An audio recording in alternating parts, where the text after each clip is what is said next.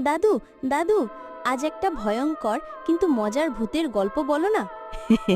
আচ্ছা শোন, এই গল্পটা যখন আমি তোমার বয়সী তখনকার কথা। ভূত কি সত্যি ছিল? ছিল না বললেই গল্প হতো না। তখন এক গ্রামে একটা পুরনো জমিদার বাড়ি ছিল। রাত হলেই ওই বাড়ি থেকে ভেসে আসতো ঢাক ঢোল আর গানের আওয়াজ। গান? ভূত গান গাইতো? গাইতো না রে, নাচতো। ওই বাড়িতে ছিল এক নাচুর ভূত। দিনের বেলায় চুপচাপ, আর রাত হলেই সে কোমর দুলিয়ে ভয়ঙ্কর ডান্স করত। ভূত আর কোমর দোলায়? আরে হ্যাঁ, একবার আমি আর আমার বন্ধু হরিদাস লুকিয়ে গিয়েছিলাম দেখতে।